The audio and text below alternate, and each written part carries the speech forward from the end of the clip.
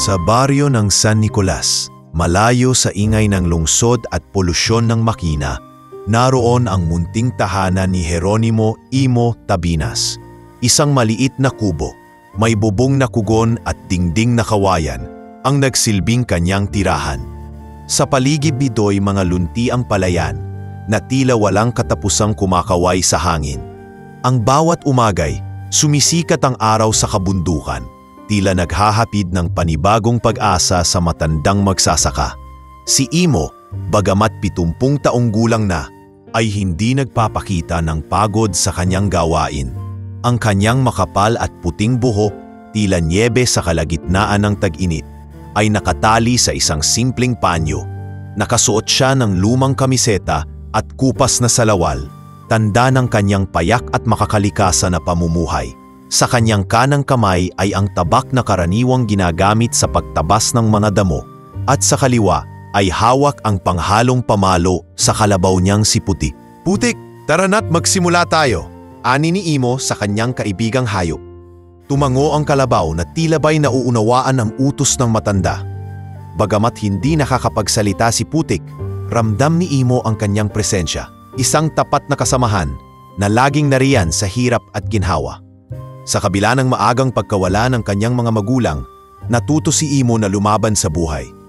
Iniwan siya sa pangangalaga ni Aling Isyang, ang kanyang mabait at maunawain na tiyahin. Si Aling Isyang ang nagturo sa kanya kung paano magtanim ng palay, mag-alaga ng hayop at magpakumbaba sa harap ng mga pagsubok. Hindi niya kailanman naramdaman ang pagiging ulila sa piling ni Aling Isyang na itinuring na parang sariling anak si Imo. Lumipas ang mga dekada at sumakabilang buhay na si Aling Isyang, ngunit nanatiling buhay sa puso ni Imo ang kanyang mga aral. Naging tahimik ang kanyang pamumuhay. Araw-araw, makikita siyang nag-aararo sa sarili niyang lupa. Binubungkal ang kalupaan ng Hacienda de Alcazar. Sa paningin ng mga taga-baryo, si Imo ay isang mabuting tao. Hindi lamang dahil sa kanyang kababaang loob, kundi dahil sa kanyang pagiging maasikaso sa iba. "Ising nagising ka na naman ng maaga, Mang Imo," bati ng batang si Pedro na dumaan sa kubo ng matanda. Bata, ang lupa hindi maghihintay. Kung gusto mong may aanihin, kailangang trabahuin," tugon ni Imo habang pinupunasan ng pawis sa noo. "Makakatulong po ba ako? May bakasyon naman po kami ngayon sa eskwela," tanong ni Pedro na may ningning sa mata. "Salamat Pedro, pero ayos na ako. Baka mabagot ka lang, bata ka pa. Dapat naglalaro ka. Sige na, tumakbo ka na't maglaro sa ilog." Ipinagpatuloy ni Imo ang kanyang ginagawa.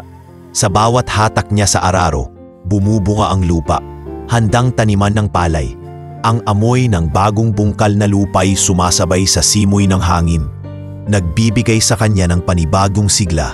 Sa bawat patak ng pawis niya sa lupa, nararamdaman niyang may kabuluhan ang kanyang mga ginagawa. Kahit salat sa yaman, hindi niya alintana ang kahirapan. Ang mahalaga sa kanyang masiguro na may pagkain sa hapag at maayos ang kanyang pamumuhay. Bukod sa pagiging masipag, si Imo ay kilala rin bilang matulungin. Kung may nasisirang pilapil ng mga kapitbahay, siya ang unang nagtutungo upang mag-alok ng tulong. Kung may nangangailangan ng kaunting bigas o gulay, siya'y handang magbigay kahit nakapos din siya. Hindi niya inaasahang suklian ang kabutihan. Ang kanyang layunin lamang ay makatulong sa kapwa. "Mang Imo," tawag ng isang ale, "pwede po bang makahingi ng kaunting palay? Kaunti lang po para sa araw na ito. Babayaran ko rin po kapag may pera na ako." "Hay Nita," sagot ni Imo, "wala namang bayad-bayad ito. Kunin mo lang ang kailangan mo. Basta't huwag mong kalimutang ipagdasal ang ating mga ani." "Maraming salamat po, Mang Imo," sagot ni Nita na halos mapaluha. Sa kabila ng kanyang kabutihan, hindi nagbago ang payak na buhay ni Imo. Maliit lang ang kubo niya, isang silid tulugan, kusinang deuling at konting espasyo para sa mga gamit. Sa likod ng kubo'y ang paborito niyang duyan kung saan nagpapahinga siya tuwing hapon. Sa tabi nito'y may maliit na hardin na puno ng mga halamang gamot at gulay. Kapag hindi siya nag-aararo, doon siya madalas makitang nagdidilig at nag-aalaga ng tanim. Kung minsan, Tumatambay siya sa harap ng kubo upang panoorin ang paglubog ng araw. Sa mga sandaling ito, iniisip niya ang kanyang nakaraan, ang mga alaala ni Aling Isyang at ang mga taong natulungan niya. Alam niyang simple lamang ang buhay niya, ngunit buo ang kanyang loob at maligaya ang kanyang puso. Habang nakasandal sa pintuan ng kubo, minamasdan niya ang malawak na bukid at ang kanyang kaibigang kalabaw na si Putik. Putik, sabi ni Imo, alam mo ba, sa loob ng lahat ng taon, ikaw lang ang hindi nang iwan sa akin. Salamat ha, ikaw ang tunay kong kasama. Tumahol si Putik at sa pandinig ni Imo, parang isang sagot iyon ng pagsang-ayon. Tumawa siya ng mahina. Sa buong baryo, sa kabila ng mga hamon at pagsubok, ang pangalan ni Imo ay palaging binibigkas ng may respeto at pagmamahal. Sa tahimik niyang pamumuhay, walang nakakaalam na malaki pa ang maaaring mangyari sa kanyang buhay. Sa baryo ng San Nicolas, dumating ang isang bagong hepe ng pulisya, si Kapitan Roldan de Magiba. Sa unang tingin, magalang at maayos ang kanyang tindig, ngunit sa ilalim ng kanyang mahigpit na panlabas ay isang pagkataong puno ng kasakiman at kawalan ng malasakit. Mabilis na kumalat sa baryo ang usap-usapan tungkol sa kanyang abusadong pamamalakad. May mga magsasaka ang nagreklamo na kinokolektahan sila ng sobrang buwis at ang iba namay inutusang iwan ng kanilang mga lupa upang gawing negosyo ng mga taga-suporta ng bagong hepe. Hindi nagtagal, naramdaman ng mga residente ang mabigat na presensya ng pulisya. Madalas na may mga truck na mga armadong pulis na pumapasok sa baryo, nagkakasa ng checkpoint at sinusuri ang bawat tao't gamit. Ang mga maliliit na tindahan ay bigla ang sinusuyod ng mga otoridad, kunwari naghahanap ng iligal na kalakal, ngunit ang totoo ay hinihingan ng butaw o lagay. Ang mga magsasaka naman ay hinaharang sa gitna ng daan. At kung sino ang hindi magbibigay ng inihihingi nilang pera, palalabasing may nilalabag na batas. Hoy kumpare, wika ng isa sa mga pulis sa isang matandang tindera. Hindi mo ba alam na bawal ang mga palay na ito kung walang resibo? Pero po sir, nagmamakaawang sagot ng tindera. Wala naman po akong binibilhan ng resibo. Galing lang po ito sa sarili kong taniman. E di ba sabi ko nga, bawal? Sagot ng pulis. Sabay kaway sa kasamahang may dalang malaking bag. Isama na natin to. Ikulong nyo na lang kung ayaw magbigay ng kahit kaunting tulong. Nangyari ito sa maraming bahagi ng baryo. Nagsimulang matakot ang mga tao. Ayaw na nilang magdala ng anumang palay o gulay sa bayan. Yung iba'y nagdesisyon ng manahimik at manatili sa kanilang mga bahay. Ang dating buhay na baryo ng San Nicolas ay biglang nagmistulang ghost town sa araw. Lahat ay takot na makita ng mga pulis ni Kapitan de Magiba. Hindi nagtagal, isang pangalan ang napansin ng mga pulis, si Mang Imo. Kilala siya bilang matulungin at balita nila'y tumutulong ito sa mga rebeldeng magsasaka. Wala namang matibay na ebidensya laban sa kanya, ngunit sapat na para sa mga tiwaling pulis ang bulong-bulungan upang puntiryahin siya. Isang araw, may dumating na grupo ng pulis sa kanyang munting bahay kubo. Si Mang Imo ay katatapos lang magdilig ng kanyang halamanan. Sino po ang hinahanap ninyo? Mahinahong tanong ni Mang Imo nang mapansin ang 3 pulis na pababa sa kanilang patrol vehicle. Ikaw, Mang Imo Tabinas, sagot ng pinakamatangkad sa kanila, si Sargento Gustavo. May impormasyon kaming natanggap na kasabwat mo raw ang mga rebelde sa bundok. Napakunot noo si Mang Imo. Abay, napakalaking kasinungalingan. Dito nga lang ako sa bukid halos araw-araw, saka wala naman akong kinikilala sa bundok. Wala sa amin kung totoo o hindi. Wala ka ring resibo para sa mga palay mo, kaya karapatan naming magsagawa ng inspeksyon sa loob ng bahay mo, sagot ni Gustavo. Kung wala kang itinatago, wala kang dapat ikatakot. Bagamat nagdadalawang isip, hinayaan ni Mang Imo na pumasok ang mga pulis sa kanyang bahay. Naging maingat siya sa bawat kilos, ngunit habang pinagmamasdan niya ang ginagawang paghalughog, ramdam niya ang kawalang respeto sa kanya. Pinagbubungkal nila ang kanyang mga lumang kahon, Hinahalukay ang baul ng kanyang yumaong tiyahin at binubuklat ang kanyang mga lumang libro na wala naman silang naiintindihan. Na wala talagang laman itong bahay to. Reklamo ni Gustavo matapos nilang tingnang maigi ang bawat sulok. Saan mo tinatago ang mga dokumento mo, ha? Wala po talaga kayong makikita dahil wala akong itinatago. Mahinahon ngunit matatag na sagot ni Mang Imo. Kung gusto ninyong makahanap ng kasalanan, baka nasa ibang bahay po ang hinahanap ninyo. Hindi nasiyahan ang mga pulis. Bago umalis, binantaan nila si Mang Imo na babalik sila kung hindi siya makikipagtulungan. Wala ang maitatago sa amin, matanda. Bantayan mo, uhukayin namin ang lahat ng itinatago mong lihim. Dagdag pa ni Gustavo bago sila tuluyang lumisan. Habang papalayo ang mga pulis, napatingin si Mang Imo sa kanyang mga kamay na nanginginig. Ang kanyang puso'y puno ng kaba, ngunit hindi siya nagpakita ng takot. Alam niyang wala siyang ginagawang masama. Subalit alam rin niyang hindi basta-basta titigil ang mga tulad ni Kapitan Dimagiba sa kanilang anggigipit. Dumating na sa kanyang bakuran ang hindi niya inaasahan. Ang tahimik niyang buhay, unti-unti nang nasisira.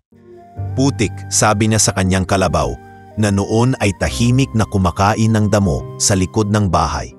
Tila ba ang mundo'y lumalaki ang mga buitre. Pero hindi tayo basta manpapatalo, ha?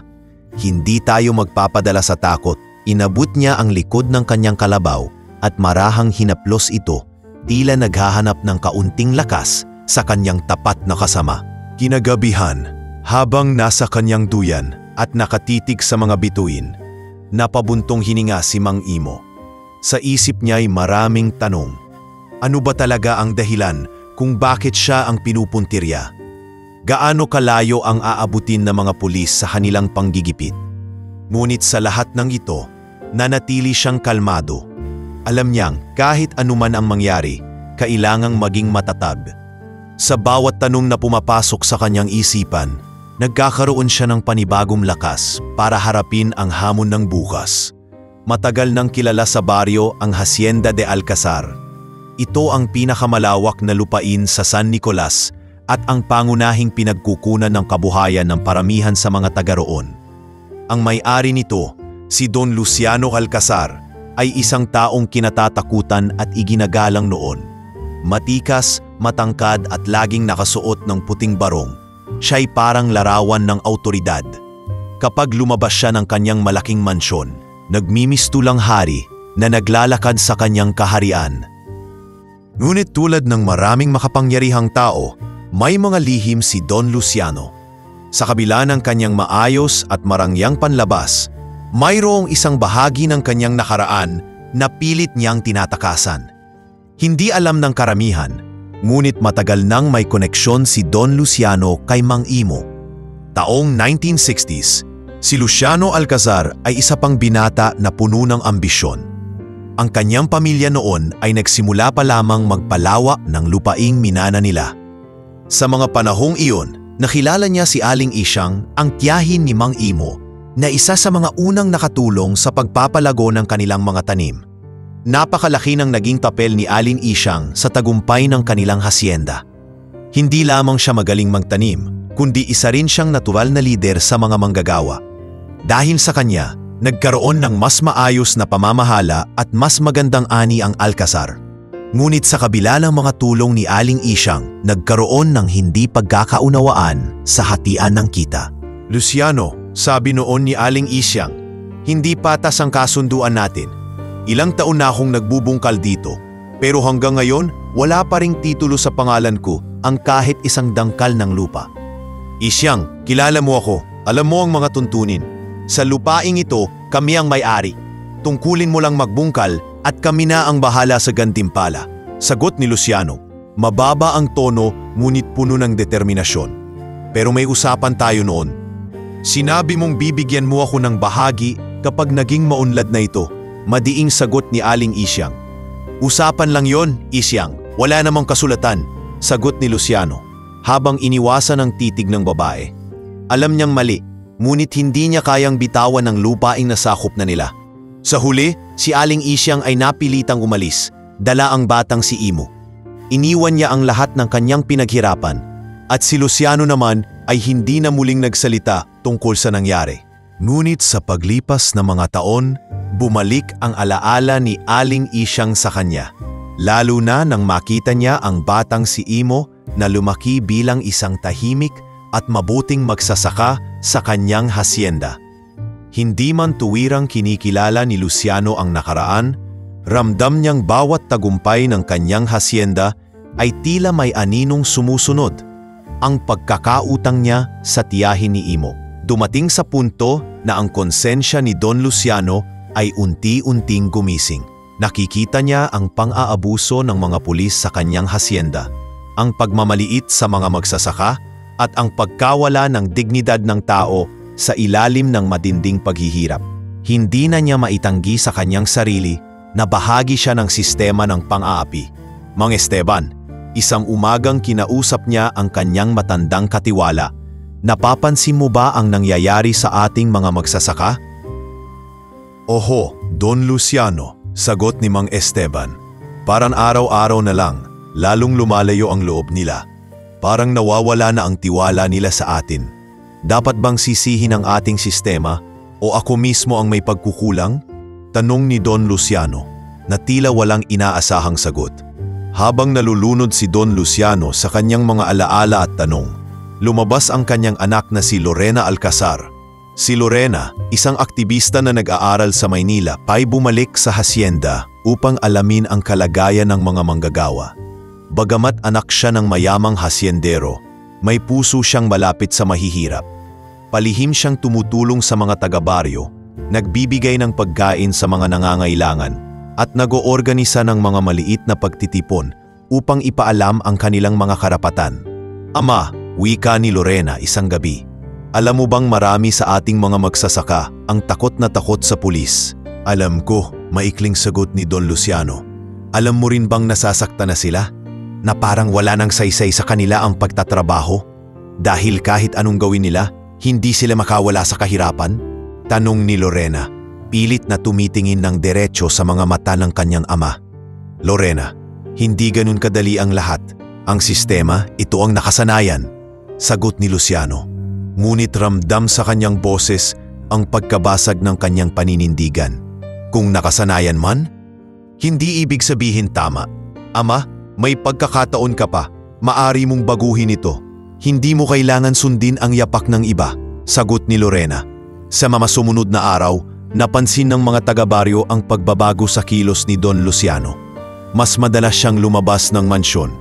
Nakikita siyang pumupunta sa mga palayan at kinakausap ang mga magsasaka. Tinatanong ang kanilang mga problema. Hindi pa ito ganap na pagbawi sa mga nangyari, ngunit para sa mga nakakakilala sa kanya, isang malaking pagbabago ito mula sa dati niyang asal. Minsan nakita ni Mang Imo si Don Luciano na naglalakad sa gilid ng kanyang taniman. Don Luciano, hindi ko inaasahan ang pagbisita ninyo. Sabi ni Imo na hindi itinatago ang kanyang pagkabigla. Imo, sagot ni Don Luciano, alam kong matagal na kitang hindi napansin.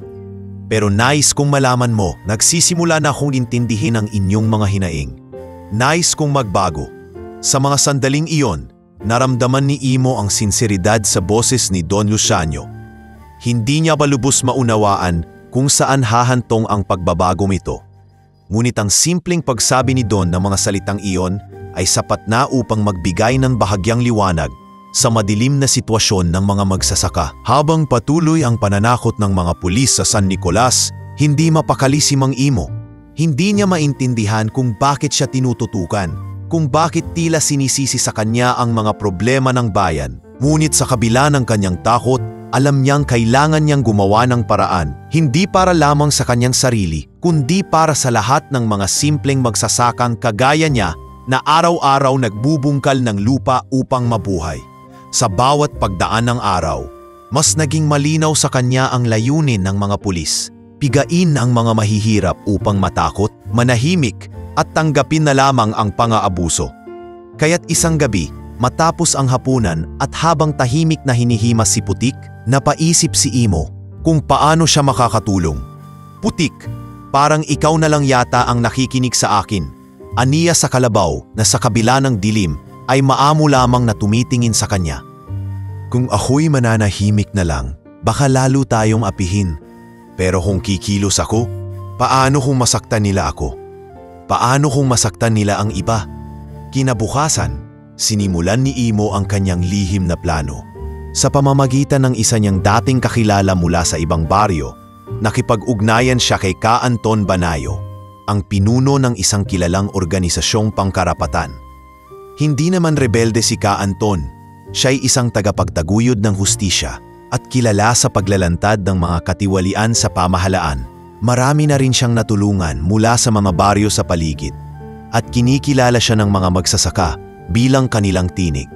Ka Anton, ani ni Imo, noong unang pagkikita nila sa isang lumang kamalig sa likod ng bundok. Kailangan ko po ng tulong ninyo. May mga pulis na pilit na tinatakot kami.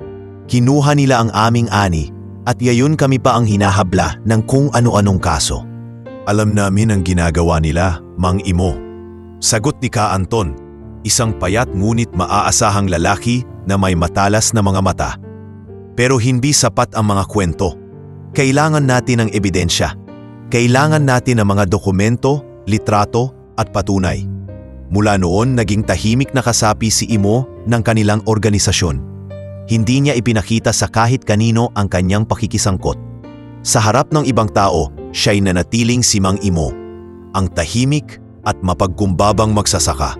Ngunit sa likod ng mga taniman at kubo, palihim niyang kinakalap ang mga dokumentong magpapatunay ng mga kalokohan ng mga pulis. Ginamit niya ang mga dating resibo at listahan ng ani. Kinunan niya ng larawan ang mga checkpoint kung saan pilit nilang kinuunan ng lagay ang mga magsasaka. At sinulat niya ang bawat oras, lugar at pangalan ng mga pulis na nananakit na mga residente. Imo, tanong minsan ni Ka Anton, alam mo bang delikado ito? Kung mahuli ka nila, baka hindi ka na makabalik sa pamilya mo. Alam ko po, Ka Anton, sagot niya. Pero kung walang gagawa nito, kailan pa sila titigil? Habang patuloy si Imo sa kanyang gawain, may mga bagay siyang natutuklasan. Napansin niyang ang ilan sa mga lider ng pulisya, kabilang na si Kapitan Roldan Di Magiba, ay madalas nakikipag-usap kay Don Luciano. Sa una ay inakala niyang simpleng pulong ito ng mga may kapangyarihan sa bayan. Ngunit nang laliman niya ang kanyang pagsisiyasat, nalaman niyang matagal nang may koneksyon si Di Magiba kay Don Luciano. Isang koneksyon na nagmula pa noong mga panahong si Luciano ay bata pa at nagsisimula pa lamang magpalawak ng kanyang lupain. Ayon sa mga narinig at nakalap niyang manatala, ang ilan sa mga pulis na ngayon nang aapi sa mga taga San Nicolas ay mga dating kasabwat ni Luciano sa pagkuha ng lupain mula sa mga orihinal na magsasaka. Hindi man sangkot si Luciano sa mga kasalukuyang pang-aabuso, ang mga taong dating nasa ilalim ng kanyang impluensya ay tila nagpatuloy sa kanilang mga maling gawain, sa paniniwalang walang makakapanagot sa kanila. Don Luciano, mahinang bulong ni Imo sa kanyang sarili habang tinitignan ang isang lumang larawan ng hasyenda. Tila may kasalanan ka rin pala sa mga nangyayari ngayon. Hindi niya alam kung paano haharapin ang bagong tuklas na ito. Alam niyang nagbago na si Don Luciano, ngunit ang anino ng kanyang nakaraan ay malinaw pa ring nararamdaman ng mga magsasaka hanggang ngayon. Sa kabila ng lahat ng ito, mas naging masigasig si Imo. Hindi na lamang ito tungkol sa kanyang sariling kaligtasan. Para sa kanya, ito'y laban para sa dignidad ng bawat magsasaka sa baryo. Laban para sa hustisya. Dumami ang mga sumali sa kanilang kilusan at unti-unting lumawak ang kanilang nasasakupan. Ang mga kwento ni Imo, ang mga ebidensyang naipon niya at ang kanyang di natitinag na paninindigan ay nagsilbing inspirasyon sa iba. Sa bawat araw na dumadaan, mas lalong lumilinaw ang kanyang layunin. Ang gawing pantay ang trato sa mahihirap, na hindi na ulit mangyari ang mga pang-aabuso. Ka Anton, sabi ni Imo isang gabi, kailangan nating tapusin ang simula natin. Hindi ko alam kung hanggang kailan ako makakatagal, pero habang kaya ko gagawin ko ang lahat para sa kanila. Tumango si Ka Anton. Hindi ka nag-iisa, Mang Imo. Kasama mo kami hanggang sa dulo. Sa puso ni Mang Imo, ramdam niya ang bigat ng responsibilidad. Ngunit sa bawat araw na nagdadaan, alam niyang hindi na siya ang tahimik na magsasakang natatakot sa anino ng mga pulis. Siya na ngayon ang boses ng baryo, ang kamay na kumakalap ng katotohanan at ang tapang na haharap sa bawat hamon ng hustisya. Umaga pa lamang ay nasa bukid na si Mang Imo kasama ang kanyang kalabaw na si Putik. Karaniwang araw yon para sa kanya, ang mag-araro ng lupa at siguruhing handa na ang mga taniman para sa nalalapit na tag-ani. Sa bawat hatak ng araro, naririnig niya ang musika ng kalikasan, ang huni ng mga ibon, ang banayad na ihip ng hangin at ang malamyos na agos ng malapit na sapa. Hindi niya akalaing ang araw na iyon ay magdadala ng matinding pagbabago sa kanyang buhay. Habang hinihila ni Putik ang araro, narinig ni Imo ang tunog ng paparating na sasakyan. Sa unay inakala niyan ito'y isa lamang sa mga pangkaraniwang truck na dumadaan upang magdala ng supply. Subalit nang makita niya ang kumpol ng mga unipormadong pulis na pababa mula sa kanilang patrol vehicle, napatigil siya. Sa kanilang unahan, nakatayo si Kapitan Roldan Dimagiba, nakangisi at mukhang desidido. Mang Imo Tabinas, malakas na sigaw ni Dimagiba habang papalapit. Ikaw ba ang leader ng mga rebeldeng magsasaka rito? Napakunot noo si Mang Imo. Wala po akong alam sa sinasabi ninyo, Kapitan. Ako'y simpleng magsasaka lamang. Ang ginagawa ko lang ay mag-aararo ng lupa. Huwag ka nang magdahilan, sigaw ni Dimagiba, sabay turo sa isang pulis na agad lumapit kay Imo. May mga testigo kami na ikaw daw ang nagtatago ng mga rebeldeng tao dito sa bukid. Sumama ka na sa amin. Wala akong kinalaman sa kahit na anong rebelyon, mahinahong sagot ni Imo. Pero sa likod ng kanyang mahinang tinig, ramdam ang kaba at pag-aalala. Hindi pa nakakapagsalita muli si Imo nang bigla na lamang siyang hinablot ng dalawang pulis mula sa likuran. Pinilipit nila ang kanyang mga braso at sa lakas ng kanilang pagkakahawak, napaluhod si Imo sa putikan. Ang iba pang mga pulis ay nagtatawanan habang pinanonood ang paghihirap ng matanda. Ganyan lang pala kahina ang mga sinasabing bayani ng mga magsasaka, natatawang wika ng isang pulis. Huwag ninyo akong pagbintangan sa isang bagay na wala akong kasalanan, sagot ni Imo. Ako'y nagtatrabaho lang para sa ikabubuhay ko, subalit sa halip na pakinggan siya, itinulak siya ng isa pang pulis. Bumagsak siya sa putikan at habang sinusubukang bumangon, ang tawa ng mga pulis ay tila dagok na mas masakit pa kaysa sa anumang pisikal na hampas. Isakay na yan sa truck, utos ni Dimagiba. Tingnan natin kung makakapagsalita pa yan kapag nasa presinto na. Habang nangyayari ang lahat ng ito, hindi nila alam na sa di kalayuan, nakatayo si Lorena Alcazar. Naroon siya upang tingnan ang kalagayan ng mga magsasaka, ngunit sa halip, nasaksihan niya ang pang-aapi kay Mang Imo. Sa kanyang pagkabigla at galit, naisipan niyang kuhanan ng video ang nangyayari gamit ang kanyang maliit na kamera. Tahimik lang siyang nagkubli sa likod ng mga puno. Pinipilit na hindi makita ng mga pulis. Hindi ito tama. Bulong niya sa sarili habang patuloy sa pagkuha ng footage. Kailangang malaman ng mga tao ang totoo. Nang may sakay na si Mang Imo sa truck, umalis na ang mga pulis. Iniwang wasak ang bukid at damdamin ng mga taong nanonood. Marami ang nakakita ng insidente. Mga kapitbahay, kapwa magsasaka, pati na rin ang ilang kabataan na noon ay naglalaro malapit sa sapa. Sa kanilang mga mata, si Mang Imo, ang tahimik at masipag na matanda, ay walang dahilan para tratuin ng ganoon. Ngunit wala silang magawa. Takot ang nagpatigil sa kanila upang kumilos. Pagkatapos ng insidente, agad na pinanood ni Lorena ang video na kanyang nakuha. Kitang-kita rito ang pagmamalupit ng mga pulis, ang panlilibak nila kay Mang Imo, at ang kawalang hustisya. Hindi nagdalawang isip si Lorena na i-upload ito sa social media.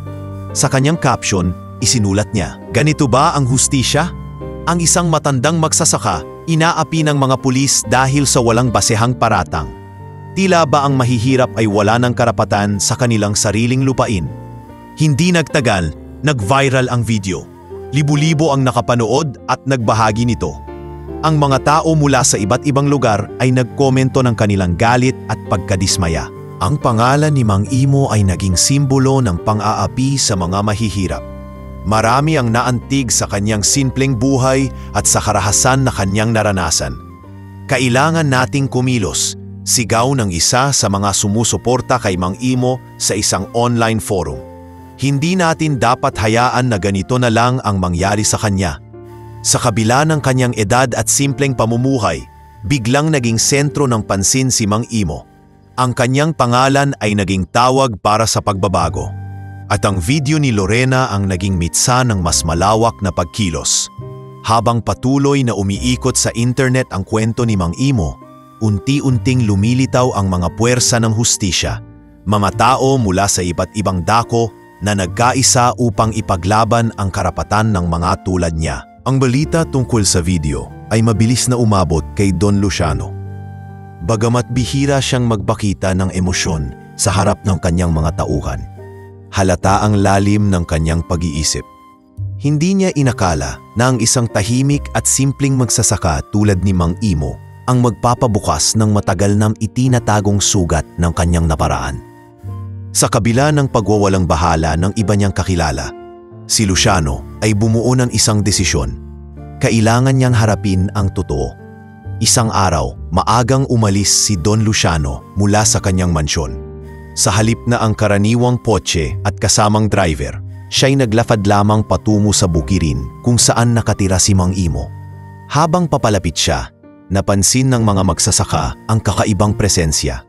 Kadalasan, ang mga tao'y agad nagtutungo sa kanya upang batiin o magbigay galang. Ngunit ngayon, nanapili silang tahimik, nagmamasid mula sa kanilang mga taniman. Nang makita ni Imo ang paparating na figura ng Don, napaisip siya. Ang galit at pagtataka ay naghalo sa kanyang dibdib. Ano kayang kailangan ng matanda? Tanong niya sa sarili. Sa kabila ng mga tanong, nagpatuloy si Imo sa kanyang ginagawa. Hinahalo niya ang lupa upang handa na ito para sa susunod na taniman. Pilit na itinatago ang kaba. Imo, mahinang bati ni Don Luciano paglapit niya. Tumigil si Imo sa kanyang ginagawa. Itinaas ang kanyang ulo at tumingin ng diretsyo sa mga mata ng Don. Don Luciano, ano pong ginagawa ninyo rito? Mahinahong tanong ni Imo. Sa likod ng kanyang boses ay ramdam ang tensyon. May kailangan akong sabihin sa iyo. Isang bagay na matagal ko nang dapat ginawa. Sagot ni Don Luciano. Sa puntong ito, unti-unting nagtipon ang mga tao sa paligid. Mga kapwa magsasaka, ilan sa mga anak nila at maging ang ilang nagdaraan, lahat ay nagulat sa hindi pangkaraniwang kilos ng mayamang hasyendero. Walang ano-ano'y lumuhod si Don Luciano sa harap ni Imo. Ang kanyang puting barong na tila hindi kailanman nasisira ng dumi, ngayon ay naputikan at nasabuyan ng alikabok mula sa taniman. Napahinto ang lahat sa kanilang ginagawa. Ang mga inaakala nilang matikas at mapagmataas na hasyendero ay ngayon nakaluhod sa harap ng isang simpleng magsasaka. Imo, bungad ni Don Luciano, matagal ko nang dapat ginawa ito. Alam kong hindi sasapat ang mga salita ko para maitama ang lahat, pero nagsisisi ako. Sa lahat ng naidulot ng pamilya ko at ng sarili kong kasakiman noon, patawarin mo sana ako.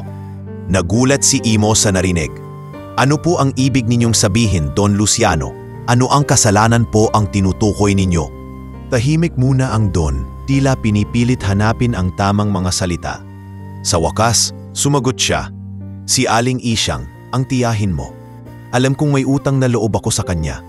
Ang mga unang taon ng hasyenda namin, hindi ito magiging matagumpay kung hindi dahil sa kanya. Pero tinakpan ko iyon. Pinigilan ko siyang makuha ang dapat ay para sa kanya. Pinilit ko siyang umalis ng walang kahit ano. Napatigil si Imo. Ang alaala ng kanyang tiyahin ay matagal nang hindi sumagi sa kanyang isipan.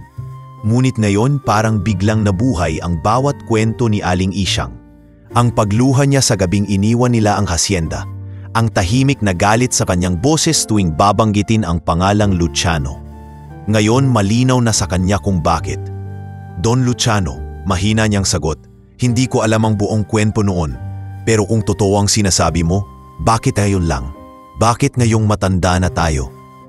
Dahil ngayon ko lang naisip ang lahat. Dahil nakita ko ang nangyari sa'yo. Dahil alam kong pasalanan ko kung bakit ka naging target. Ang mga tao kong hinayaan kong abusuhin ang mga tulad mo, lahat iyan may ugat sa akin. Kaya't humihingi ako ng tawad. At hindi lang iyon, sagot ni Don Luciano. Mayroon pa akong isang bagay na kailangang aminin. Lumingon si Don Luciano sa paligid, sa mga taong nagmamasid. Malalim ang kanyang buntong hininga. Imo, matagal na itong itinago ng pamilya ko. Pero ikaw at si Aling Isyang ay bahagi ng pamilya namin. Magpinsan tayo. Ang yumaong ama mo at ang yumaong ama ko ay magkapatid. Kaya't hindi lang kita basta pinagnakawan ng karapatan.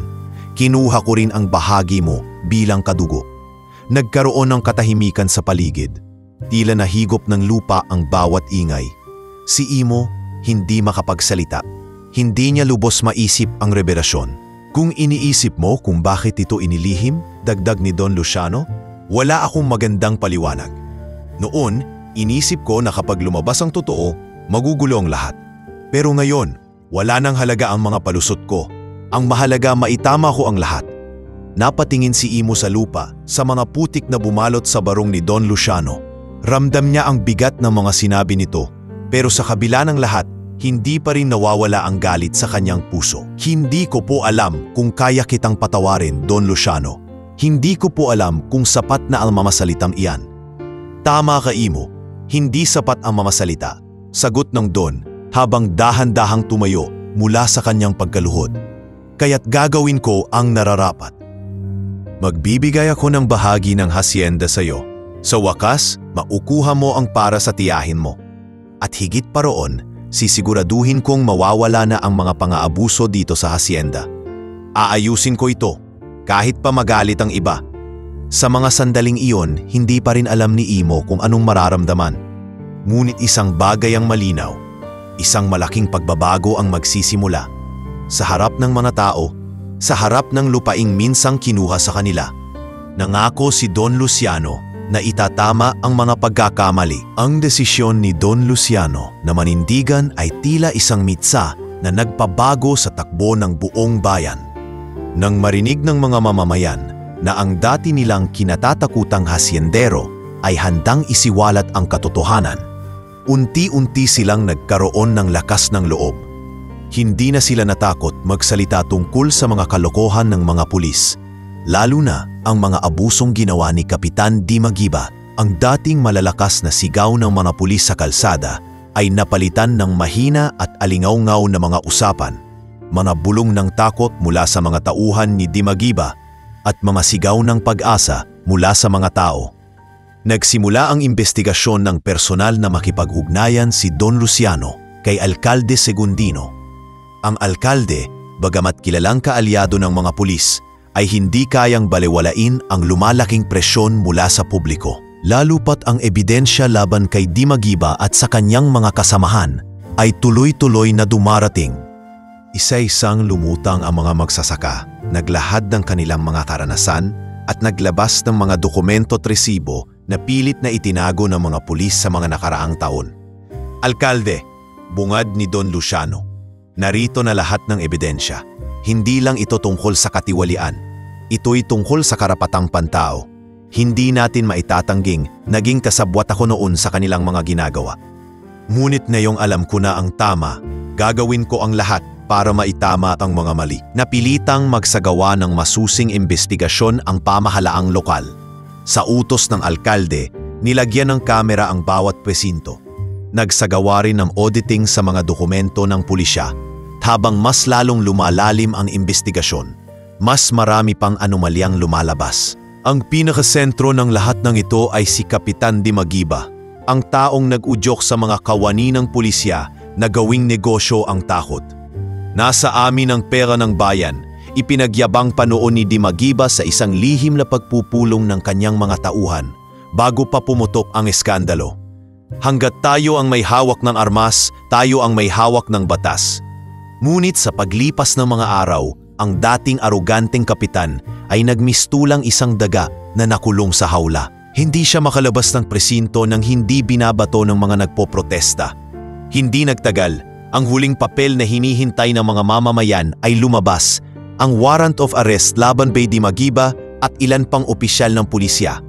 Isang hapon, sa harap ng nagkakaisang mga residente, dumating ang grupo ng mga operatiba mula sa mas mataas na ahensya. Hawak ang kanilang mga baril, binasahan nila ng karapatan si Dimagiba at sinubukang idaan ito sa tahimik na proseso. Hindi niyo ako madadala ng basta-basta, sigaw ni Dimagiba. Pilit na nilalabanan ang pag-aresto. Babayaran niyo ang lahat ng ito.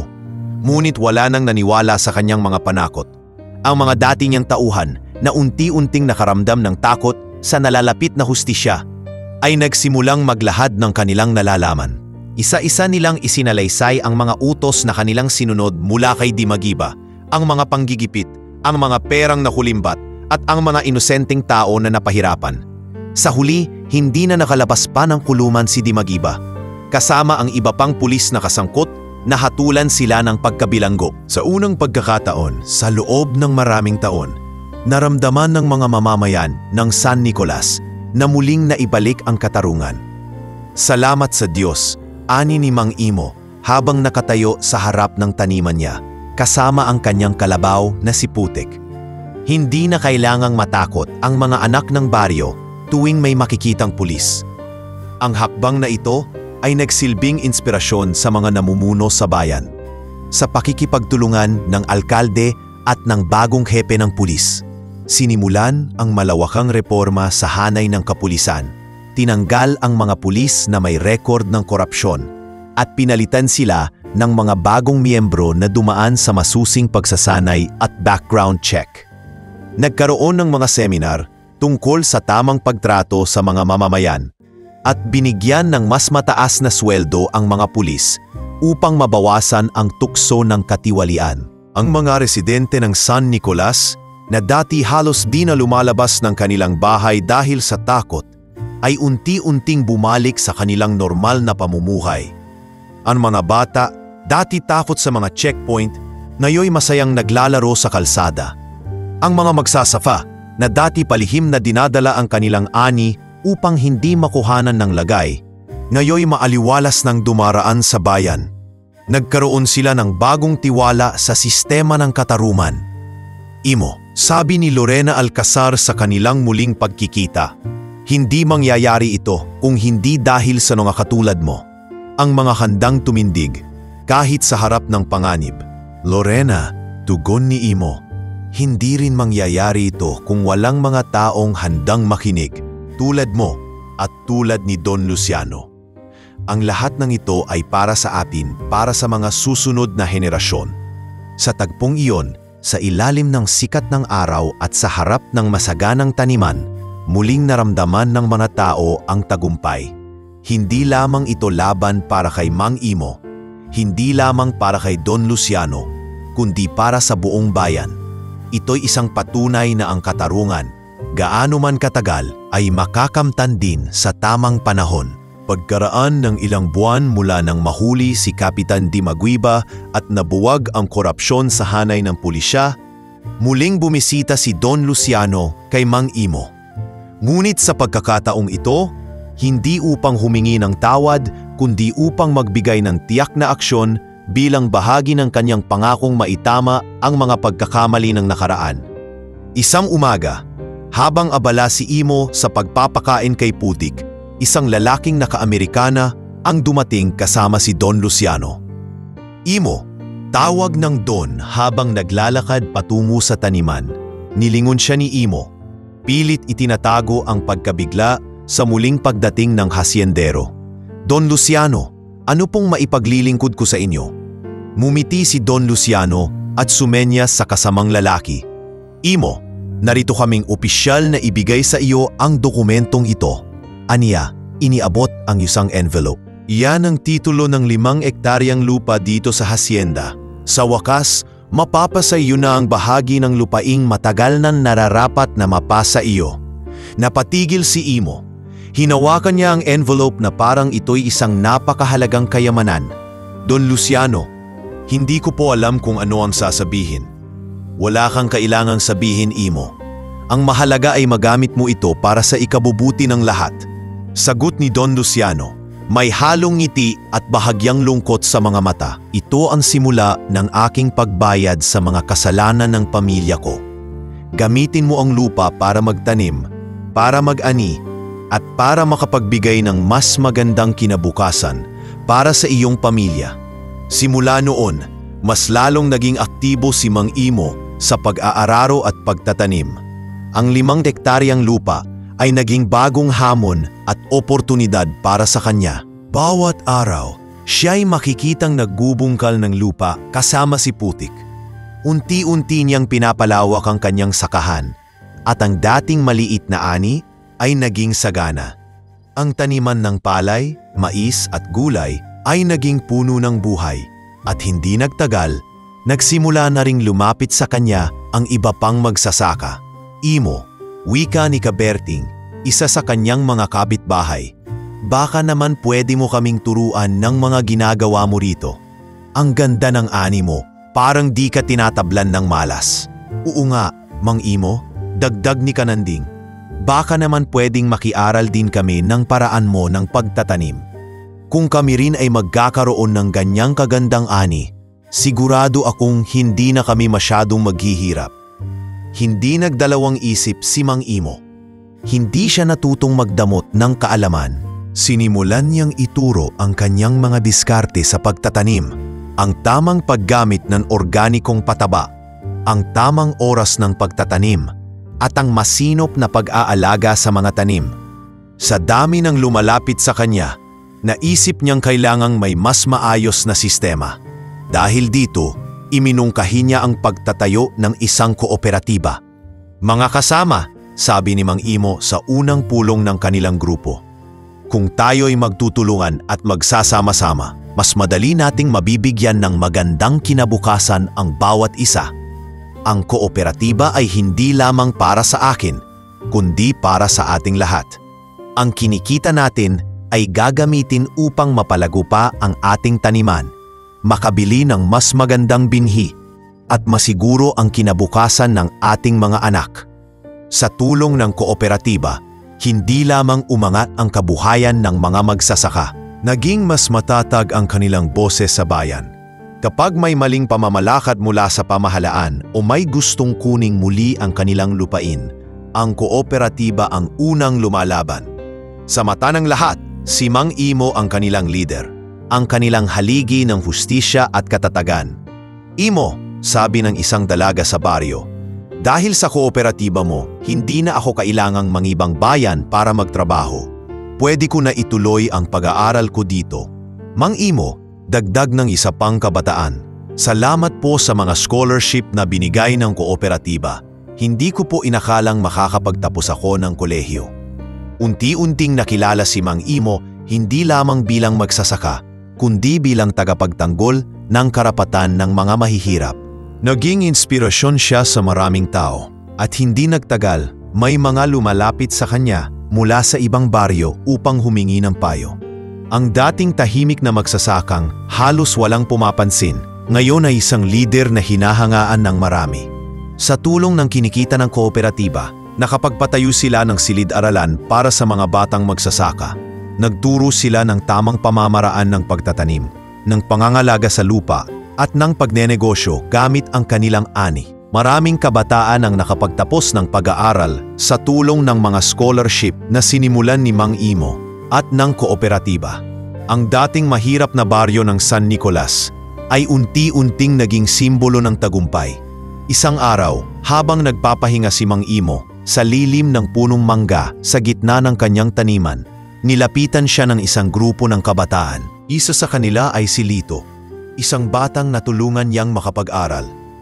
Mang Imo, sabi ni Lito, hindi po naming makakalimutan ang lahat ng tulong ninyo. Dahil sa inyo, hindi lang po kami natutong magtanim. Natutunan din naming manindigan at lumaban para sa tama. Numiti si Mang Imo at tumingin sa malayo, sa mga palayan na ngayon ay hitik sa ani. Lito, aniya, ang mga tanim ay parang buhay. Kailangan lang natin ng tiyaga, tapang at tiwala sa Diyos. Sa huli, ang anumang mabuting itinanim, aanihin din natin ng higit pa sa ating inaasahan. Sa mga sandaling iyon, naramdaman ni Mang Imo ang tunay na kahulugan ng tagumpay. Hindi ito nasusukat sa yaman o sa daming ani. Ang tunay na tagumpay ay ang makita ang ngiti sa mukha ng bawat magsasaka, ang pag-asa sa mata ng bawat kabataan, at ang pagbabagong dala ng pagkakaisa. Sa paglipas ng panahon, mas lalo pang lumapit si Lorena Alcazar sa baryo. Bagamat mayaman at kagalang-galang na angkan ang pinagmulan niya, nagustuhan niya ang payak na pamumuhay sa San Nicolas. Ang kanyang layunin ay hindi lamang tumulong kundi makilala rin ang mga taong patuloy na nagtataguyod ng hustisya at pagkakaisa. Sa madalas niyang pagdalaw sa bukid, mas napalapit siya kay Miguelito, pamangkin ni Mang Imo. Si Miguelito ay isang binatang tahimik, ngunit masipag, at kagaya ng kanyang tiyuhin, hindi siya natatakot magtrabaho sa ilalim ng init ng araw upang tiyakin na ang kanilang taniman ay sagana. Isang hapon sa gitna ng pagpapahinga matapos ang maghapong pagtatanim, lumapit si Lorena kay Miguelito. "Miguelito, ang sipag mo talaga," sambit ni Lorena habang pinupunasan ng panyo ang kanyang pawis. "Hindi ka ba napapagod sa araw-araw na gawain sa bukid?" Ngumiti si Miguelito.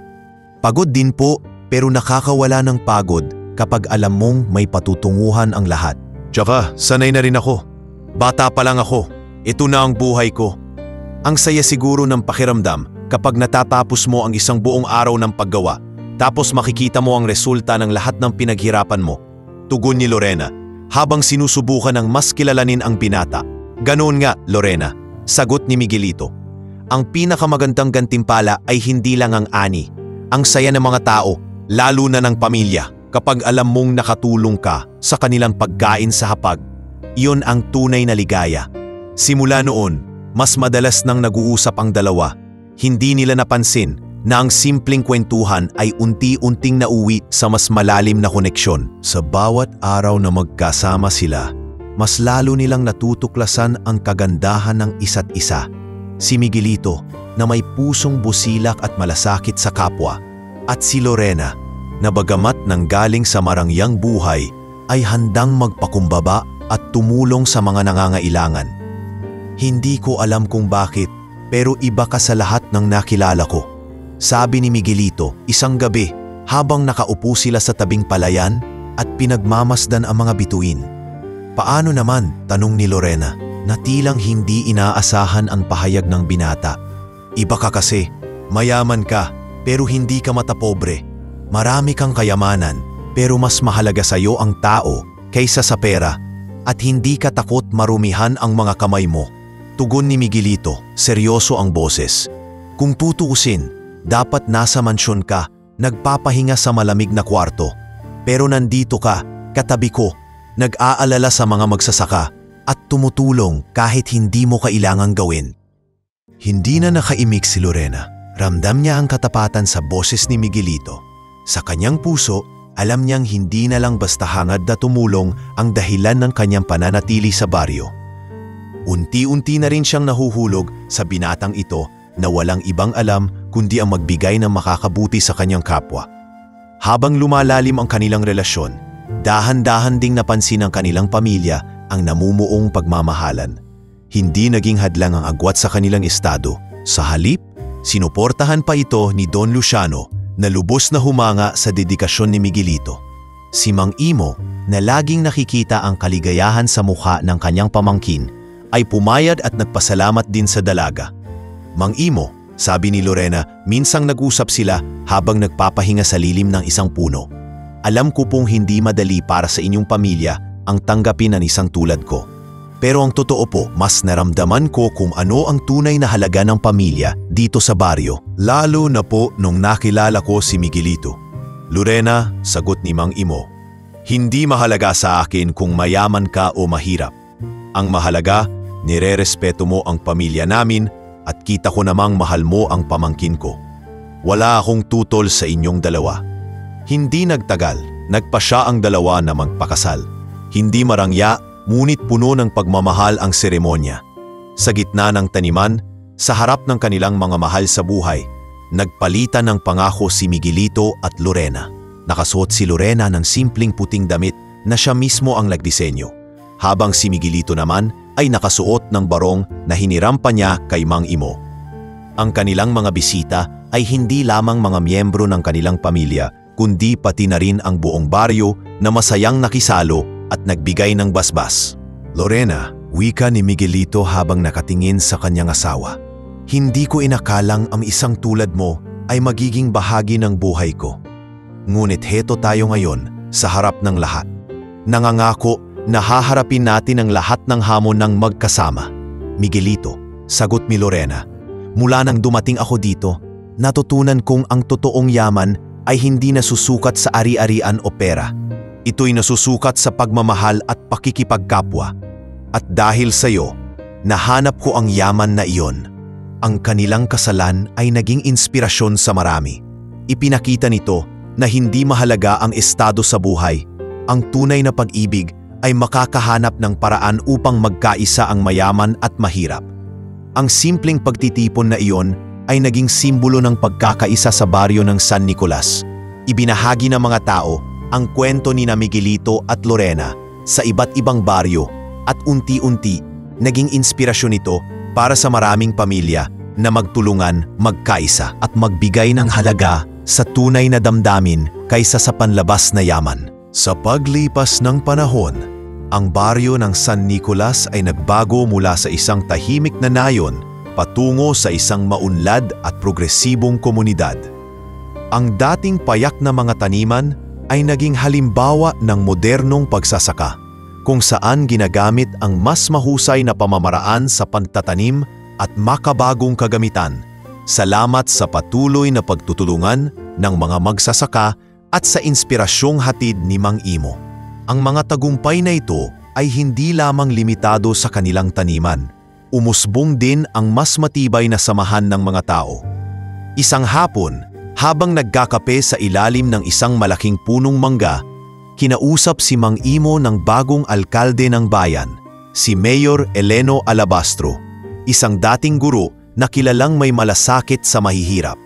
Mang Imo, hindi na maikakaila ang kontribusyon mo sa bayan. Alam mo bang naging modelo na ng ibang baryo ang San Nicolas? Dumadayo pa ang mga opisyal mula sa ibang lugar para makita ang sistema ninyo. Napailing si Imo at mahinhin niyang tinugon ang alkalde. Mayor, hindi naman po ito magagawa kung hindi dahil sa tulong ng buong komunidad. Ang kooperatiba, ang mga magsasaka, at pati na rin po ang pamahalaan. Lahat po ng ito'y sama-samang pagsisikap. Ngumiti ang alkalde. Iyan nga ang gusto kong ipunto, Mang Imo. Hindi na lang ito tungkol sa pagsasaka. Nais kong imongkahi na ikaw ang maging kinatawan ng ating mga magsasaka sa lokal na konseho. Kailangan naming ng tinig na mula sa lupa, mula sa tunay na karanasan, upang mapangalagaan ang ating mga patakaran. Nabigla si Imo. Ako po? Pero, Mayor, hindi po ako sanay sa mga pulong at opisyal na usapan. Imo, hindi kailangang maging bihasa sa salita ang isang lider, sagot ng alkalde. Ang mahalaga, totoo ang intensyon at malinaw ang layunin. Alam ko pong mahal mo ang mga kababayan natin, kaya't ikaw ang nararapat na kumatawan sa kanila. Matapos ang ilang araw na pag-iisip at pakikipag-usap sa kanyang pamilya at mga kasamahan sa kooperatiba, tinanggap ni Mang Imo ang posisyon bilang kinatawan ng mga magsasaka sa lokal na konseho. Sa una, kinakabahan siya tuwing may pulong, ngunit sa bawat sesyon ay unti-unti niyang natutunan ang proseso. Higit pa rito, natutunan niyang ipaglaban ang mga karapatan ng kanyang mga kababayan ng may tapang at prinsipyo. Sa tingin ko po, ani Imo sa isang sesyon ng konseho, ang dapat nating pagtuunan ng pansin ay ang pagkakaroon ng mas abot-kayang pautang para sa mga magsasaka. Kung may sapat silang puhunan, mas magkakaroon sila ng tiwala na palaguin ang kanilang ani. Sumang-ayon ang ibang miyembro ng konseho. Sa pamamagitan ni Mang Imo, maraming patakaran ang naisakatuparan na direktang tumulong sa mga magsasaka, mula sa subsidyo para sa binhi, mas murang abono, hanggang sa mga programa ng pamahalaan na nagbibigay ng libreng pagsasanay sa makabagong teknolohiya sa pagsasaka. Ang kanyang advokasya ay hindi lamang nakatulong sa produksyon ng pagkain, kundi nakapagbigay din ng mas matatag na hanap buhay sa mga pamilya ng baryo. Sa ilalim ng liderato ni Imo, ang kooperatiba ay nagkaroon ng mas malalim na ugnayan sa lokal na pamahalaan. Naging tulay siya upang maibahagi ang mga isyu ng mga magsasaka sa gobyerno at kasabay nito na ipaabot din niya ang mga programa ng gobyerno sa kanilang komunidad. Ang resulta? Naging mas magaan ang pakikipag-ugnayan ng mga magsasaka at ng mga opisyal ng bayan. Mang Imo, sabi ni Aling Celia, isa sa mga veteranong miyembro ng kooperatiba, iba na talaga ang baryo natin. Dati kami-kami lang ang nag-uusap, walang pumapansin sa amin. Ngayon dumadalaw pa ang mga taga-munisipyo para kumustahin tayo. Ibang klase ang naidulot ng liderato mo. Ngumiti si Imo. Hindi naman ito dahil sa akin lang, Celia. Kayo rin, ang lahat ng mga magsasaka. Kayo ang totoong bayani rito. Hindi ko magagawa ito kung hindi tayo nagtutulungan. Unti-unti, ang San Nicolas ay nakilala hindi lamang sa kanilang saganang ani kundi pati na rin sa kanilang pagkakaisa. Dumami ang mga kabataang nais manatili sa baryo upang magtanim at tumulong sa kooperatiba. Naging bukas ang baryo sa mga makabagong ideya nang hindi nawawala ang tradisyonal na halaga ng bayanihan. Ang mga dating mahihirap na pamilya ay umangat ang pamumuhay. Nakapagpatapos ng kanilang mga anak sa kolehiyo at ang dating baryong kinakalimutan ay naging kilalang lugar ng pagkakaisa at hustisya. Mang Imo, ani ni Lorena Alcazar sa isang okasyon, salamat sa hindi mo pagsuko sa amin. Ang baryo natin ay isang inspirasyon na kapag nagsama-sama ang mayaman at mahirap, kapag ang lahat ay nagkaisa para sa kabutihan, taya nating abutin ang tunay na hustisya. Ngumiti si Mang Imo at sa kanyang puso alam niyang ang tunay na tagumpay ng San Nicolas ay hindi lamang nakikita sa magagandang taniman at masaganang ani. Ang tunay na tagumpay ay nasa ngiti ng bawat magsasaka, sa pag-asa ng mga kabataan at sa pagkakaisa ng isang bayan na dating puno ng takot at kawalang katarungan. Sa araw na iyon, habang nakatayo siya sa gitna ng kanyang mga kababayan, ramdam niya na ang bawat butil ng palay, bawat ani ng mais at bawat gulay na inani ay bunga ng dugo, pawis at pagmamahal ng bawat isa. Ang San Nicolas ay hindi na lamang isang baryo. Ito na ang simbolo ng pagkakaisa at hustisya para sa lahat. Nagbalik ang tensyon sa San Nicolas sa pagdating ng isang malaking kumpanya na may ambisyong gawing isang komersyal na sentro ang ilang bahagi ng Hacienda de Alcazar. Ang nasabing korporasyon, ang Sunland Development Corporation, ay balitang may plano para sa isang shopping mall, condominium complex at resort sa mismong lupain ng mga magsasaka. Sa unang tingin, tila magandang oportunidad ito. Milyon-milyon piso ang alok nilang kabayaran sa lupa at ipinangako nilang magdadala ito ng pag-unlad sa lugar. Subalit para sa mga magsasaka ng San Nicolas, ang lupa ay hindi lamang isang piraso ng ari-arian. Ito ang kanilang tahanan, ang kanilang pinagmumulan ng pagkain at ang sagisag ng kanilang dignidad. Nang malaman ng buong baryo ang balak ng Sunland Development Corporation, isang alingasngas ng takot at galit ang kumalat. Nagtipon ang mga lider ng baryo, kabilang si Mang Imo, Don Luciano at ang ibang miyembro ng lokal na konseho upang pag-usapan kung paano haharapin ang malaking hamon na ito. Don Luciano, ani ni Imo sa kanilang pagpupulong sa Barrio Hall. Alam natin kung gaano kalaki ang puwersa ng mga ganitong kumpanya. Pera at impluensya ang kalakasan nila. Pero kung papayag tayo, mawawala sa atin ang lahat. Wala nang matitirang lupa para sa mga magsasaka. Tumangot si Don Luciano. Alam ko, Imo, kaya nga tinanggihan ko ang alok nila. Kahit gaano kalaki ang halagang iniaalok nila, hindi ito maikukumpara sa halaga ng lupaing ito para sa atin. Pero alam din natin na hindi sila basta-basta titigil. Totoo ang sinabi ni Don Luciano. Ilang linggo pagkatapos niyang tanggihan ang alok, bumalik ang mga kinatawan ng Sunland Development Corporation. Dala ang mas mataas na alok at mga banta na kung hindi sila pagbibigyan, gagamitin nila ang kanilang koneksyon sa mas mataas na pamahalaan upang magdesisyon laban sa hasyenda. Ang mga ganitong pahayag ang nagdulot ng muling pag-aalala sa mga tao. Ang ilan ay natakot, ngunit mas marami ang nagalit. Imo, sabi ni Kananding, habang nag-uusap sila sa gilid ng taniman, ano na ang gagawin natin? Hindi natin pwedeng hayaang kunin nila ang lupa. Pero paano tayo lalaban sa kanila? Kananding, sagot ni Imo. Hindi natin kailangang gumamit ng dahas. Ang pinakamahalaga ngayon ay magkaisa tayo. Kung lahat ng magsasaka, lahat ng tao sa baryo ay magsasama-sama at magpapakita na hindi natin ibibigay ang lupa, mapipilitan silang umatras. Pero hindi ito magiging madali. Sa araw ng protesta, nagtipon ang buong San Nicolas.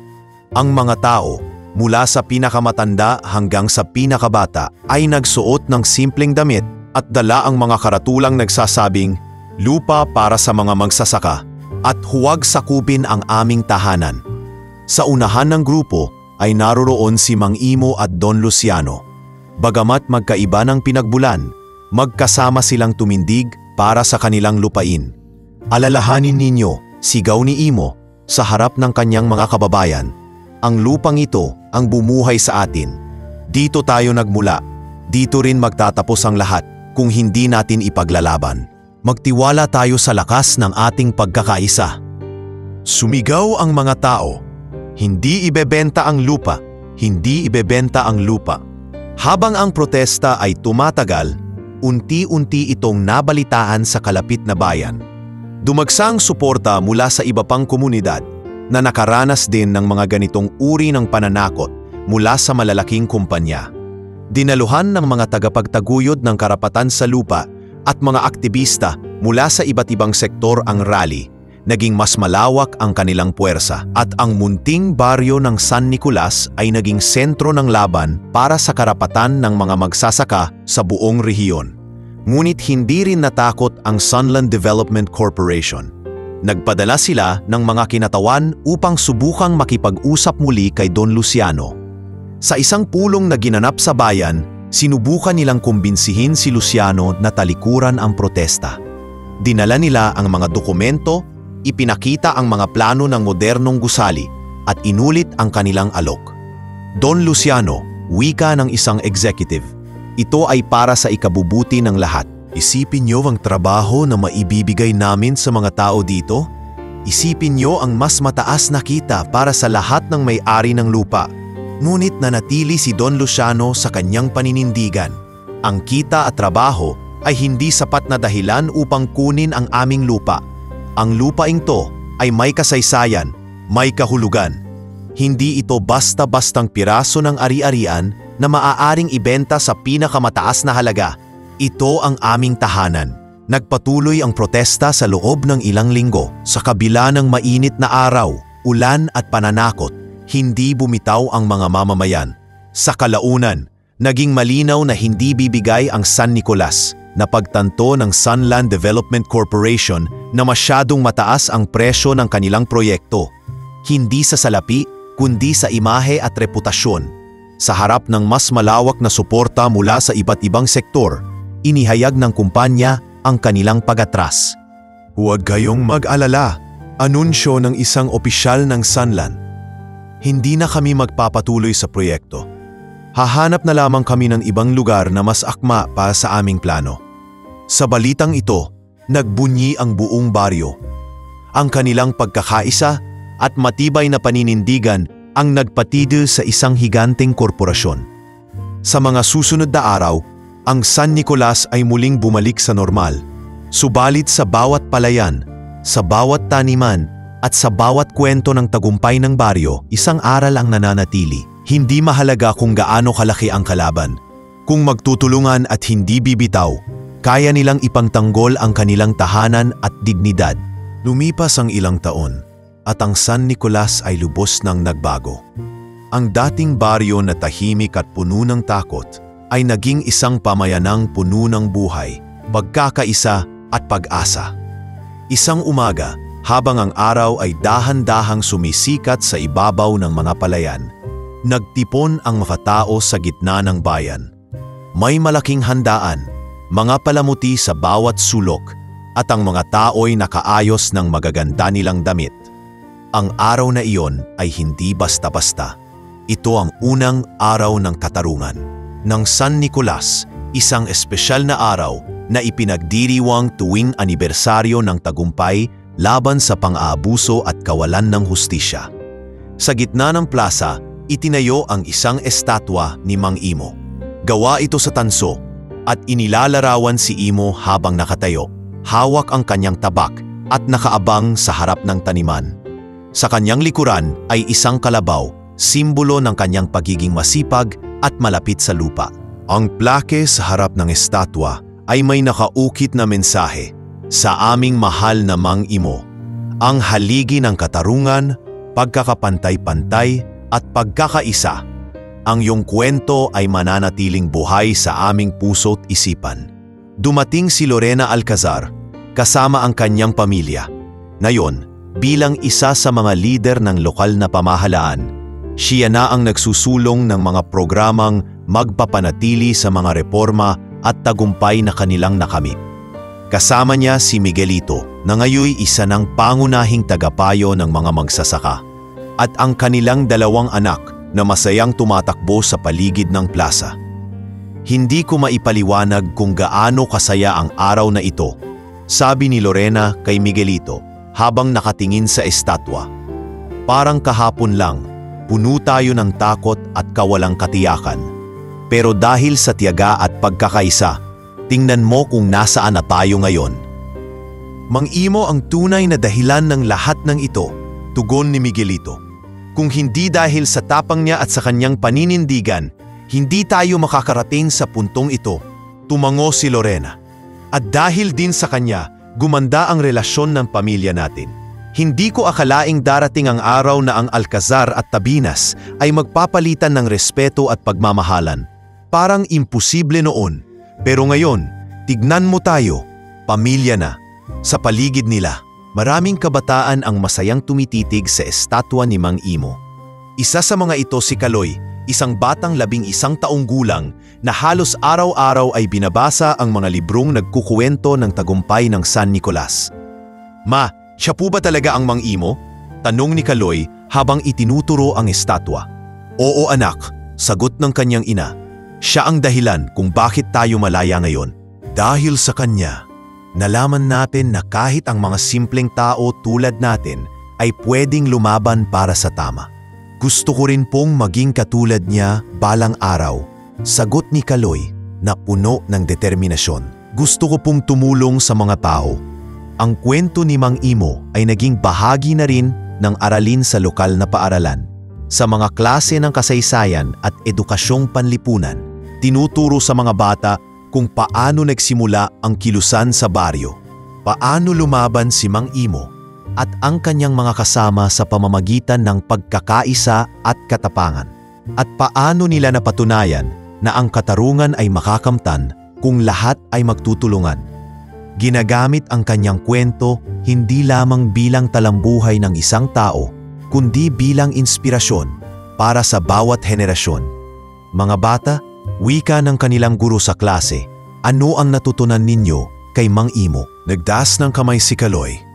"Ma'am, natutunan ko po na hindi natin kailangang mayaman o makapangyarihan para makagawa ng tama. Ang importante po ay may tapang tayong manindigan para sa karapatan ng lahat." "Magaling, Kaloy," sagot ng guro. "At tandaan ninyo, ang pagiging mabuting tao ay hindi nasusukat sa kayamanan. Ang tunay na yaman ay ang pagkakaroon ng malasakit sa kapwa." Sa bawat taon, ang araw ng katarungan ay ipinagdiriwang ng buong San Nicolas. Ang mga tao'y nagtitipon upang gunitain ang mga sakripisyo ng mga nauna sa kanila at upang ipaalala na ang tagumpay ng kanilang komunidad ay isang bagay na kailangang alagaan at ipagpatuloy. May mga parada, talumpati mula sa mga lider ng baryo at simpleng salu-salo sa gitna ng plaza. Ang kwento ni Mang Imo ay isinasalaysay sa mga bagong residente at sa mga dumadalaw mula sa iba't ibang lugar. "Mang Imo," wika ni Mayor Eleno Alabastro habang nasa entablado, "ang araw na ito ay para sa iyo. Para sa bawat pawis, bawat sakripisyo, at bawat butil ng lakas na ibinigay mo upang mabuo ang komunidad na ito. Sa ngalan ng buong San Nicolas, salamat. Ang iyong pangalan ay hindi kailanman malilimutan."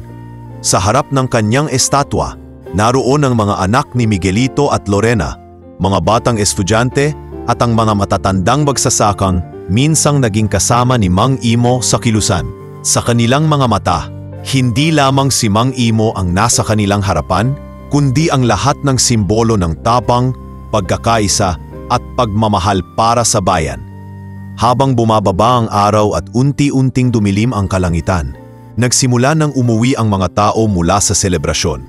Subalit sa kanilang mga puso, dala nila ang aral ni Mang Imo na sa kabila ng lahat ng pagsubok, ang hustisya at pagkakaisa ay laging magwawagi. Sa paglipas ng maraming taon, habang patuloy na umuunlad ang San Nicolas, unti-unting binawasan ni Mang Imo ang kanyang mga gawain sa kooperatiba.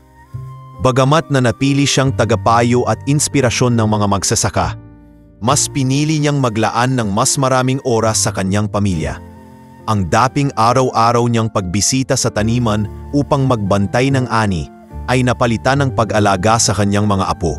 Naging mas tahimik ang kanyang pamumuhay. Ngunit hindi nawala ang ningning ng kanyang mata tuwing makikita niyang masigla at masagana ang buhay ng kanyang mga kababayan. Isang umagang abala ang lahat sa kooperatiba, ngunit si Imo ay nasa ilalim ng lilim ng punong mangga sa likod ng kanyang bahay. Naroon ang kanyang dalawang apo, si Elisa at si Berto, na masigasig na tumutulong sa kanya sa pagtatanim ng mga punla. "Lolo," tanong ni Elisa, "bakit po kayo nagtatanim ng mga puno dito? Hindi naman po kayo ang mag-aani kapag lumaki na sila." Numiti si Imo. "Iho, hindi lahat ng ginagawa natin ay para sa sarili natin. Ang mga punong ito, kapag lumaki, magbibigay ng lilim at bunga para sa inyo, para sa mga anak ninyo, at para sa mga magiging apo ninyo balang araw. Hindi mahalaga kung hindi ko makita ang bunga nila. Ang mahalaga ay may iiwan akong mabuti sa mundong ito." Tahimik na nakinig ang mga bata, tila pilit inuunawa ang mas malalim na aral sa mga salitang iyon. Si Imo, bagamat mahina na ang katawan, ay hindi tumitigil sa pag-aalaga ng lupa. Ang bawat pagbuntal ng lupa, bawat pagtatanim ng buto, ay para sa kanyang paniniwala na ang kalikasan ang ugat ng buhay at ang bawat punong itinatanim ay isang pangako para sa mas magandang kinabukasan. Sa kanyang mga huling taon, naging mas madalas ang mga kwentuhan nila ng kanyang mga apo. Madalas niyang sinasabi sa kanila ang mga kwento ng kanilang baryo, kung paano sila minsang naharap sa kawalan ng katarungan at kung paano sila nagkaisa upang ipaglaban ang kanilang mga karapatan. Ang mga kwento ni Imo ay hindi lamang naglalaman ng mga tagumpay. Narurunbin ang mga aral mula sa pagkatalo, ang kahalagahan ng pagkakaisa at ang katatagan sa harap ng mga pagsubok. Isang gabi, habang tahimik na nakahiga si Imo sa kanyang duyan, dinalaw siya ni Miguelito, na yon ay ganap ng lider ng kooperatiba ang kanyang pamangkin, at lubos na iginiit ng bayan ang kanyang kakayahan bilang tagapagmana ng mga prinsipyo ni Imo. "Imo," wika ni Miguelito habang nakaupo sa tabi ng kanyang tiyuhin, "sa lahat ng naabot natin, ikaw ang nagsimula. Hindi ko alam kung paano ko susuklian ang lahat ng itinuro mo. Hindi mo kailangang magbayan sa akin," sagot ni Imo, mahina ngunit may buong tiwala sa boses. "Ang nais ko lang ay ipagpatuloy mo ang simula natin. Ang bayan, ang lupain, ang pagkakaisa, yan ang pinakamagandang pamanang maiiwan natin." Ilang buwan ang lumipas, isang tahimik na umaga ang bumalot sa baryo. Natagpuan na lamang si Mang Imo na payapang natutulog sa kanyang duyan. Ang isang kamay ay nakapatong sa isang librong puno ng mga tula tungkol sa kalikasan. Hindi na siya nagising. Ang kanyang huling hininga ay hindi na sinaksihan ng sigalot o kaguluhan. Ito'y isang tahimik na paalam mula sa isang taong ginawa ang lahat upang gawing mas maayos ang buhay ng kanyang kapwa. Ang balita ng pagpanaw ni Mang Imo ay mabilis na kumalat. Walang galit, walang panghihinayang. Ang buong San Nicolas ay nagtipon upang bigyang pugay ang taong naging haligi ng kanilang komunidad. Sa kanyang libing, libo-libo ang dumalo. Hindi lamang mga taga San Nicolas, kundi pati na rin ang mga lider ng karatig baryo, mga guro, mga kabataan, at maging ang mga dating opisyal ng bayan. Ang kanyang kabaong ay nilibutan ng mga bulaklak mula sa taniman. Ang ilan sa mga ito ay mismong itinanim ni Imo. Sa sermon ng pari, malinaw ang kanyang mensahe. Ang buhay ni Mang Imo ay hindi lamang isang kwento ng pakikibaka. Ito'y isang patunay na sa tamang paninindigan may pag-asa. Sa tamang pagkakaisa may tagumpay at sa tamang malasakit may pagmamahal na mananatili hanggang sa dulo. Sa huling hantungan ni Imo, nag-alay ng isang kanta ang mga batang nasa paaralan, isang awit tungkol sa kalikasan, sa katarungan at sa pagkakaisa. Ang mga magsasaka, isa-isa nilang ibinaba ang kanilang mga sombrero bilang tanda ng respeto. At si Miguelito, habang nakatayo sa tabi ng kabaong, ay tahimik na nagpasalamat sa kanyang tiyuhin na nag-iwan ng hindi matatawarang pamana sa kanilang bayan. Pagkaraan ng ilang taon, nanatiling buhay ang kwento ni Mang Imo. Ang kanyang estatwa ay nagiging bahagi ng mga silid-aralan. Ang kanyang mga aral ay patuloy na naisasalaysay sa bawat araw ng katarungan. At ang kanyang pangalan ay binibigkas ng mga kabataan na naisundan ang kanyang mga yapak. Naging alamat ang buhay ni Mang Imo, isang alamat ng pag-asa, tapang at katarungan na patuloy na nagbibigay inspirasyon sa bawat henerasyon ng San Nicolas.